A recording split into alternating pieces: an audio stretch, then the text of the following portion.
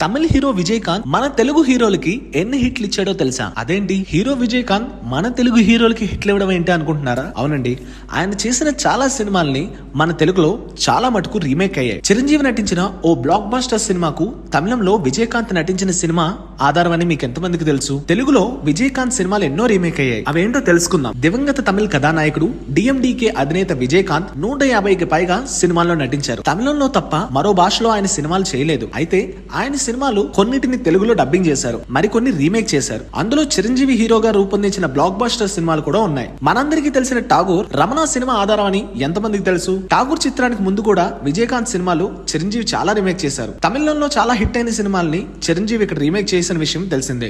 అందులో విజయకాంత్ సినిమాలు కూడా ఉన్నాయి. చట్టానికి కళ్ళు లేవు కోలీవుడ్ స్టార్ హీరో దళపతి విజయ్ తండ్రి ఏఎస్ చంద్రశేఖర్ ఈ సినిమాకి దర్శకుడు.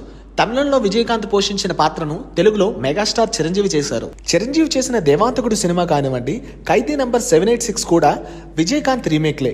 విజయకాంత్ సినిమా రీమేక్స్ లో మోహన్ బాబు కూడా చేశారు. ఇప్పటి తెలుగు ప్రేక్షకులను నేనే రాజు నేనే మంత్రి అంటే రానా దగ్గుబాటి సినిమా గుర్తుకొస్తుంది. అయితే మోహన్ బాబు హీరోగా దాసరి నారాయణరావు దర్శకత్వంలో 1987లో నేనే రాజు నేనే మంత్రితో ఓ సినిమా వచ్చింది. దానికి మూలం తమిళంలో విజయకాంత్ నటించిన నాన్నే రాజు నాన్నే మంత్రి. మోహన్ బాబు చేసిన నా మొగుడు నాకే సొంతం సినిమా కూడా కెప్టెన్ చేసిన ఎన్ పురుషందాన్ యాన్ మట్టుందాన్ అనే రీమేక్ అని ఎంతమందికి తెలుసు? ఇంకా వెంకటేష్ విషయానికి వస్తే వెంకటేష్ గారు ఆయన కెరియర్ లో చాలా మటుకు రీమేక్స్ చేశారు. ఆయన ఆ భాష ఈ భాష సంబంధం లేకుండా తమిళంలో, మలయాళంలో స్టార్ హీరోస్ చేసిన సినిమాల్ని తెలుగులో రూపొందించిన విషయం తెలిసిందే. అయితే విజయకాంత్ విషయానికి వస్తే వెంకటేష్ గారు చేసిన సినిమా ఏంటంటే చినరాయుడు. చినరాయుడు సినిమాకు తమిళ హిట్ విజయకాంత్ సినిమా చినగుండార్ ఆధారం. ఇంకా రాజశేఖర్ గారి విషయానికి వస్తే కెప్టెన్ విజయకాంత్ గారు నటించిన వేనెత్తే పోలాను రాజశేఖర్ గారు మా అన్నయ్య పేరుతో రీమేక్ చేశారు. శోభన్ బాబు గారు దొంగపెల్లి సినిమాని విజయకాంత్ సినిమాగానే రీమేక్ చేశారు.